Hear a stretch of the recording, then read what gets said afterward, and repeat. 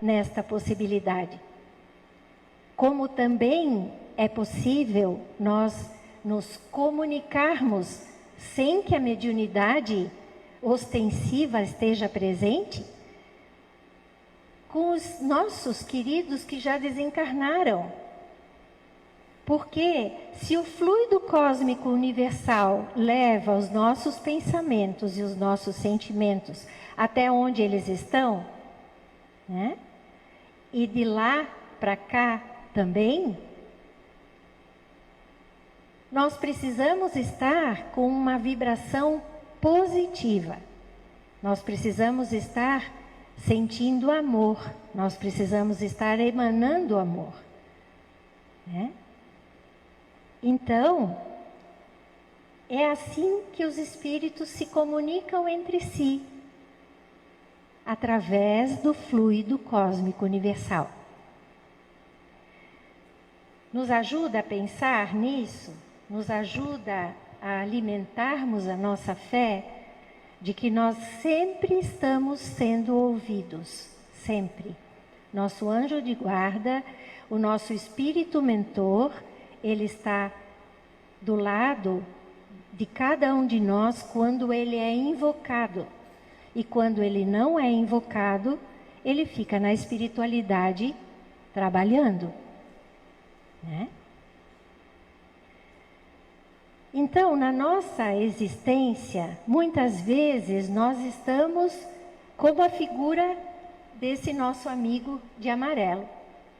Nós estamos tendo ideias, boas ideias, nós estamos sendo produtivos mentalmente, nós estamos vigiando nossos pensamentos, né? Então, tudo isso concorre para que a gente tenha uma vida calcada justamente nessa consciência necessária, que todos nós precisamos gradativamente ir obtendo. E o nosso amigo de verde, ele está com um ponto de interrogação, né? Ele está ou na dúvida, ou ele está confuso, ou ele está desestimulado, ou ele está desacreditando, né, dele e de tudo isso que o cerca e que nos cerca.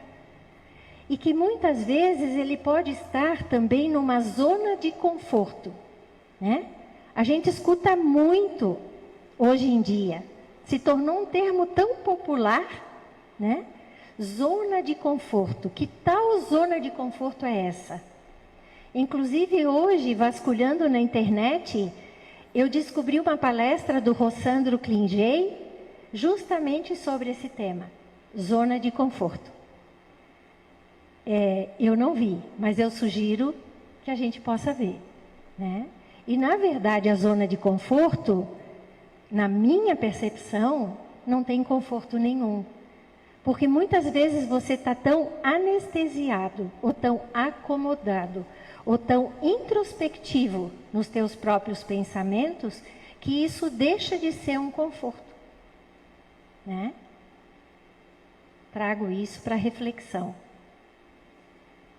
Essa figura belíssima dessa pessoa, né, emitindo muita luz, né, ela não está só recebendo como ela está emitindo. Este é o nosso propósito das várias e várias e várias reencarnações que nós temos pela frente. É chegar na angelitude, né? O Livro dos Espíritos nos explica isso, que nós ainda estamos neste patamar de provas e expiações, passando, a gente não sabe quanto tempo que isso vai demorar, para a situação de regeneração. Vai depender de cada um de nós, como é que nós estamos direcionando esse olhar para nós mesmos e para as pessoas que convivem conosco e formam a nossa família. Então, vamos pensar um pouco sobre a compreensão do ato de pensar. O pensamento é um atributo do espírito. Por que é um atributo do espírito? Porque é uma força. E é uma força puramente moral e abstrata. O pensamento ele é atributo característico do ser espiritual. É ele que distingue o espírito da matéria. Sem pensamento, o espírito não seria espírito. O pensamento age sobre os fluidos ambientes como o som age sobre o ar. Revista Espírita, 1864, páginas 351 a 354. É importante saber sobre isso? Sim, porque muitas vezes nós esquecemos que nós somos um espírito. Nós precisamos alimentar o nosso corpo físico. Nós vivemos num mundo material, rodeado de matéria. A matéria muitas vezes nos encanta. Por quê? Porque nós necessitamos dela também para viver aqui. Nós precisamos de roupas, nós precisamos de uma casa, nós precisamos de roupa para o frio e nós precisamos de alimento, né? O alimento que nós precisamos para que nós nos mantenhamos vivos, o nosso corpo físico, né? O nosso ser espiritual, ele precisa de alimento também, né? E muitas vezes a gente recorre a esse alimento quando nós estamos necessitando, quando nós estamos com alguma dificuldade, né? Somos atendidos diante das possibilidades, sim, né? Aquilo que nós pedimos nem sempre é aquilo que está traçado para nós e que nós, na espiritualidade, antes de reencarnarmos, escolhemos, né? Então, este alimento espiritual, ele precisa ser rotineiro. Nós precisamos estar conectados com a espiritualidade no sentido de estarmos próximos, como nós, quando precisamos telefonar para alguém da nossa confiança, compartilhar algum pensamento ou alguma dificuldade, a gente faz. Mas a espiritualidade são os nossos amigos mais presentes. Mas essa conexão, ela depende de nós, né? Como nós também precisamos alimentar o nosso ser emocional, né? E o grande alimento que nós vamos buscar do nosso ser emocional é o autoconhecimento. Quando a gente busca o autoconhecimento, a gente compreende quem nós somos. Então, aliando as forças do ser espiritual, por quais razões nós estamos aqui reencarnados, né? E por quais razões a gente precisa desse corpo físico, porque é o nosso veículo para transitarmos aqui na Terra, né? Nós estamos então pensando nos três seres que formam o ser integral, principalmente a compreensão do pensamento, que é atributo do espírito. O pensamento e a vontade são para o espírito como as mãos são para o homem, né? Nós fazemos muitas coisas com as nossas mãos.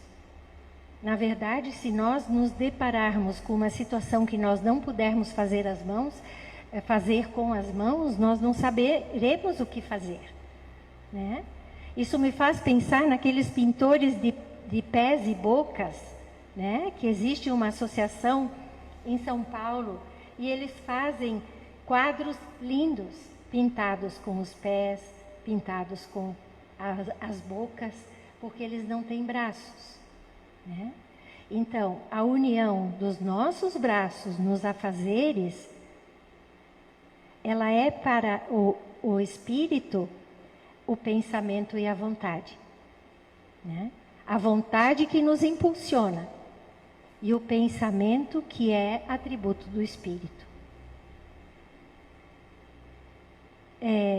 O pensamento, ele tem origem em Deus. Jesus diz, eu e o Pai somos um, né? Está no Evangelho de São João. Então, quando Jesus foi lá para o Monte das Oliveiras, e ele sabia o que iria acontecer, né?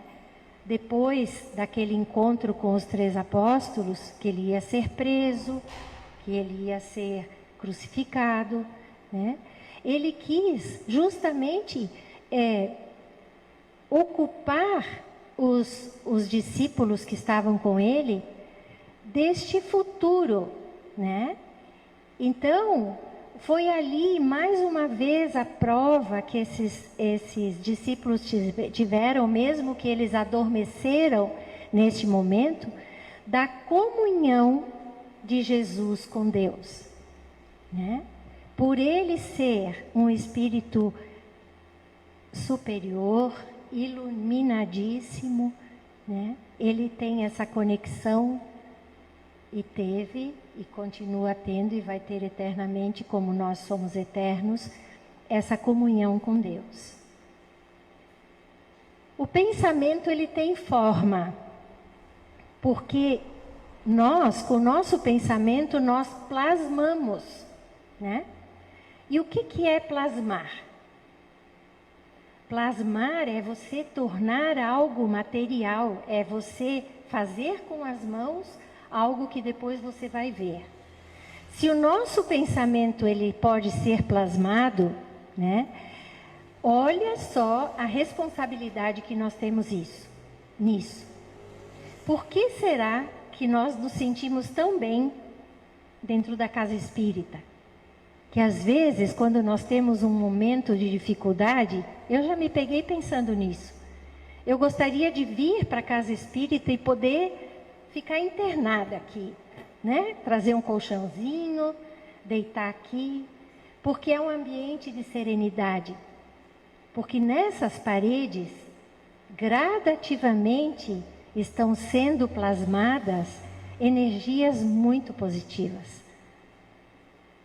vindas da espiritualidade. E nós aqui, nós procuramos falar daquilo que concerne a doutrina espírita, né? Então, esse plasma que fica aqui estabelecido é por conta dessa energia. Por isso que a gente se sente tão bem. E nas nossas casas, como é que é? E nos locais onde a gente percebe as dificuldades da vida. Então, a gente também pode pensar nessa limpeza. A limpeza do ambiente, ela virá através da oração, através das boas energias. Por isso que é tão importante que a gente faça o Evangelho no lar, né? O Evangelho no lar é justamente a reunião dos espíritos amigos que estão ali cooperando conosco, as nossas energias positivas, e quem recebe? Nós, seres encarnados, os desencarnados que estão junto, né? E a nossa casa, ela fica vibrando nessa energia maravilhosa. Vai mais além, né? Chega nos vizinhos, se distribui pelo bairro inteiro. Então imaginemos as luzes que nós acabamos acendendo nos momentos do Evangelho no lar, que é tão importante, que é tão estruturador, que é tão necessário para a nossa condução aqui nesse planeta. Joana de Ângeles vem com uma frase que é muito conhecida, um pedaço dela por nós. Diz-me como pensas, com quem andas, que direi quem és e como serás. Né? E se nós não nos avivarmos para esses teores das nossas conversas, dos nossos pensamentos, dos nossos julgamentos, né? Nós vamos continuar carregando este fardo que nós mesmos produzimos, né? É mais um alerta da Joana de Ângeles para nós. Mente são e corpo são, né? também é um dizer que a gente conhece assim, de tempo, né? Procurando um pouquinho na internet quem falou sobre isso, né? Foi um poeta romano no início do cristianismo, né? Chamado Juscelino ou Jucemar, algo assim. Desculpem, eu esqueci o nome dele, mas é por aí, né? Então, a mente sã, o corpo fica são. Do contrário, existem as somatizações, que são as doenças, né? Tem um livro muito bacana, não é um livro espírita, mas ele é escrito por um cardiologista. O título dele é Quem Ama Não Adoece, né? E nós sabemos que muitas doenças do coração, elas vêm pelo teor dos pensamentos, pela forma como a gente vai conduzindo a nossa vida. Pensamento e vontade são para o espírito como as mãos são para o homem. Já falei sobre isso. Então, pensar é uma responsabilidade de cada um de nós, vigiar os nossos pensamentos, ter o pensamento consciente, né, do que está acontecendo no aqui e agora também é uma responsabilidade nossa, é uma necessidade para a gente poder sentir como é que nós estamos vivendo a nossa evolução nesta reencarnação. Policiar pensamentos, palavras e atos é possível, desde que nós tenhamos diretrizes. E a religião, ela é necessária, né? Joana de Ângeles, no livro Plenitude, ela nos orienta a crer retamente e a direcionar o pensamento de forma positiva, edificante, firmando-o em propósitos saudáveis que favorecem a realização excelente de postulados nos quais se crê, né? Então, a religião, ela é justamente importante porque ela nos traz os postulados. E nós, seguindo os postulados, nós estamos direcionando o nosso pensamento para o bem, para a qualidade moral, para a reforma íntima, para a edificação de um ser melhor, para a boa compreensão do que nós estamos fazendo aqui. Emmanuel traz uma frase muito importante, mas antes de falar a frase dele, eu vou trazer um lembrete que vem antes. Então, Emmanuel, que ele é muito direto e muito taxativo, né? É um espírito que nos ensina muito. Ele diz que nós nos protegemos de várias maneiras. Nós tomamos vacina, nós tomamos remédio, nós tratamos da segurança da nossa casa. Quando a gente chega em casa, a gente chaveia a casa, né? Quando a gente deixa o nosso carro na rua, a gente chaveia, a gente liga o alarme, né? Nós nos protegemos aqui, materialmente falando, de várias formas. E os pensamentos, como é? Então ele diz que o homem passa a ser também o único responsável por aquilo que cria e lança na atmosfera na qual está inserido. Todos os seus sentimentos, bons ou maus, oferecem assim um campo, perigoso ou não, para o desenvolvimento de forças psíquicas que retornarão sobre si mesmo, levando à saúde ou a doenças do corpo da alma, diagnosticáveis ou não, né? Ainda a medicina, ela não está totalmente aliançada à ciência do espiritismo, né? Mas nós já contamos com alguns médicos que trabalham com as duas ciências. Um grande exemplo é o Dr. Paulo Fructuoso, né? Que é médico oncologista no Rio de Janeiro, e ele trabalha no Centro Espírita justamente na cura do perispírito. Então, as doenças, muitas vezes elas não são diagnosticáveis, né? Porque ainda falta cumprir esta aliança das duas ciências.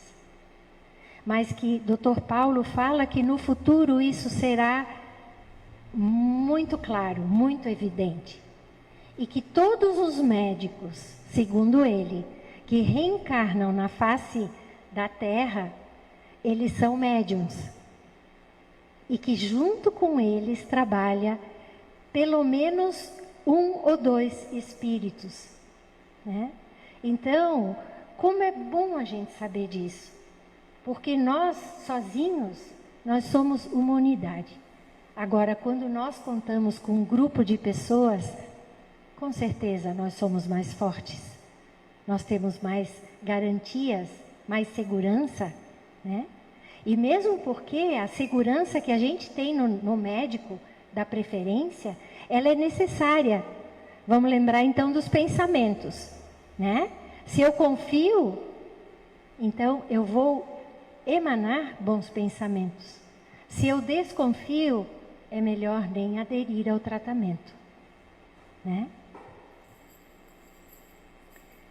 Vamos olhar um pouquinho para esse ciclo vicioso. O ciclo é vicioso por quê? Porque tem uma tristeza contínua, tem uma falta de estímulo, tem pensamentos negativos, pouca conexão com Deus e o reclamar e o esbravejar. Toda vez que a gente reclama, a gente clama novamente. Quem fala isso para nós é a psicologia positiva, né? Então, quando nós clamamos, é porque a gente está pedindo mais do mesmo. E a gente não percebe que a gente faz isso, né? E tudo que a gente emana, o universo devolve. Então, se nós estamos emanando coisas boas, nós vamos receber coisas boas. Este ciclo vicioso, ele precisa ser interceptado, né? Iniciando pela pouca conexão com Deus. E como nós ouvimos pessoas que estão passando por momentos difíceis e muito pouco conectados a Deus. Muito pouco conectados à religião, né? Então, tanto esse ciclo ele pode girar no sentido horário, como ele pode girar no sentido anti-horário. O importante é a intersecção, né? A interrupção deste ciclo vicioso. No Livro dos Espíritos, capítulo 9, item 2, nós temos a influência oculta dos espíritos sobre os nossos pensamentos e nossas ações. Na questão 469, por que meio se pode neutralizar a influência dos maus espíritos? Fazendo o bem, colocando toda a confiança em Deus, repelis a influência dos espíritos inferiores e destruís o império que desejam ter sobre vós. Guardai-vos de escutar as sugestões dos espíritos que suscitam em vós maus pensamentos, que influenciam a discórdia e exercitam em vós todas as más paixões. Desconfiai sobretudo dos que exaltam o vosso orgulho, porque eles atacam na vossa fraqueza. Eis porque Jesus vos faz dizer na oração dominical: Senhor, não nos deixes cair em tentação, mas livrai-nos do mal.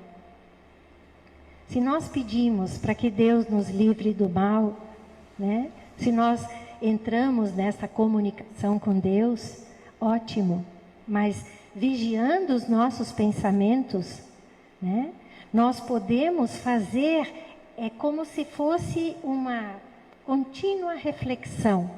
Como é que eu estou pensando? Os teores dos meus pensamentos estão numa vibração legal?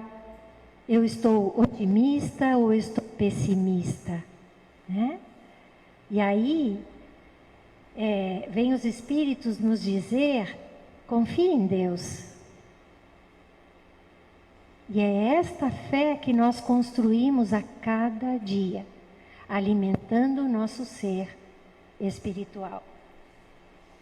Então vamos um pouquinho para o ciclo virtuoso, né? Por onde quer que nós iniciemos, né? Mas vamos iniciar por Deus.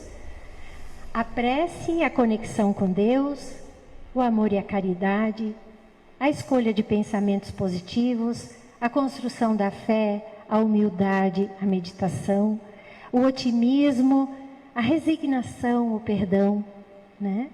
São todos estes aprendizados que nós, no decorrer dos nossos dias na nossa reencarnação, nós podemos estar consolidando. Desde que nós queiramos isso, desde que o nosso livre-arbítrio rume para este fim, para esta finalidade, né? Nós poderíamos incluir aqui vários outros tópicos, né? O perdão, ele só existe se nós nos perdoarmos. E o perdão é algo tão precioso, mas é algo que a gente deve construir com a humildade, com a construção da fé, com o otimismo, com a resignação. Muitas vezes não somos resignados. Muitas vezes nós esquecemos que nós precisamos ter a resignação e a confiança em Deus para que a gente possa baixar a nossa ansiedade e buscar então todos esses elementos que contribuem para a comunicação com Deus. Leon Denis, que tem um livro maravilhoso, O Problema do Ser, do Destino e da Dor, ele diz que o pensamento sagrado dissipa as sombras do caminho, resolve os enigmas da vida e traça o caminho da humanidade. É a sua chama que aquece as almas e ilumina os desertos das existências.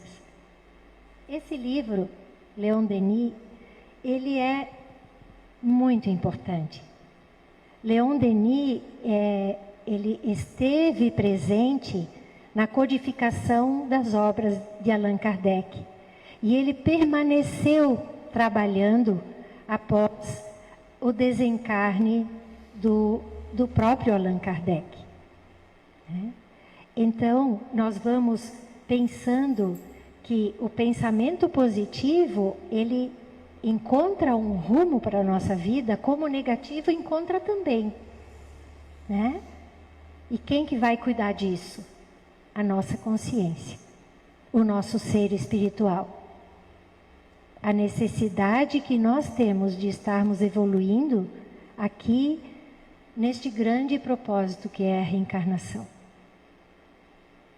Na Gênese, fala um pouquinho sobre as qualidades dos fluidos, no capítulo 14. O pensamento, portanto, produz uma espécie de efeito físico que reage sobre o moral. Fato este que só o Espiritismo poderia tornar compreensível. O homem o sente instintivamente, visto que procura as reuniões homogêneas e simpáticas, onde sabe que pode aurir novas forças morais. A gente vem aqui buscar isso, né? A gente vem aqui aprender. A gente vem aqui buscar serenidade, paz, confiança. Se sentir no colo um pouquinho, né? Podendo dizer-se que em tais reuniões ele recupera as perdas fluídicas que sofre todos os dias pela irradiação do pensamento, como recupera pelos alimentos as perdas do corpo material. Continuando, que com efeito o pensamento é uma emissão que ocasiona a perda real de fluidos espirituais e, consequentemente, de fluidos materiais, de maneira tal que o homem precisa retemperar-se com os eflúvios que recebe do exterior. Então, quando saímos daqui, nós saímos energizados, nós saímos confiantes, nós saímos confortados, né? E este conforto que tem aqui, nós podemos ter uma amostra deles na nossa casa. Porque se nós mantivermos a vibração positiva, se nós mantivermos as boas palavras, as boas atitudes, né? A nossa casa, ela vai estar vibrando na mesma totalidade. É possível? Só depende de nós. Só depende de nós. Então, aqui um recadinho do Chico Xavier. Ninguém pode ter saúde física e mental sem limpar o coração das amarguras, sem ter consciência tranquila, sem deixar de sofrer pelos problemas do passado e sem perdoar ignorância alheia. Né? Mais uma lição de vida. Lembrando do que a Ana Teresa Camasmi nos diz, que nós fazemos as escolhas de acordo com aquilo que nós carregamos na nossa alma. Então, se nós temos amarguras, se nós estamos presos ao passado, vamos rever isso. Né? Vamos perdoar. Aí nós contamos com a humildade, com a resignação, com o entendimento. Nós somos falíveis, né? Quem de nós não erra? Quem de nós já não errou? E por que julgar? A mente é como uma antena. Ela capta o que estamos sintonizando, o bem ou o mal. Depende de nós mudar a frequência. É do Chico também. E para finalizar, fica essa foto, essa gravura de Jesus, tão linda, o nosso mestre amado, numa comunicação muito grande com o Pai, que mostra esse raio de luz. Ele é o nosso grande mestre a nos inspirar todos os dias, que possamos orar e vigiar. Muito obrigada.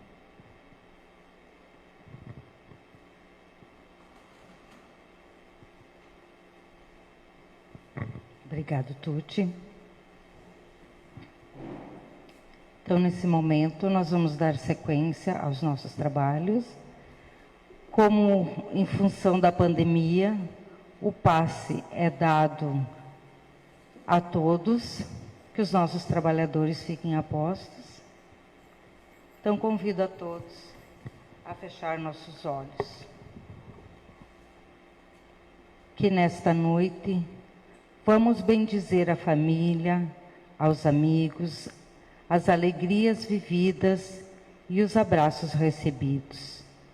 Pedimos a Deus que escute nossa prece de agradecimento.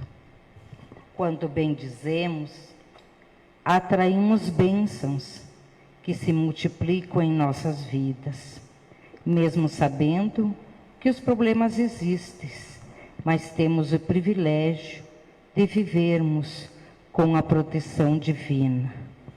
Por isso,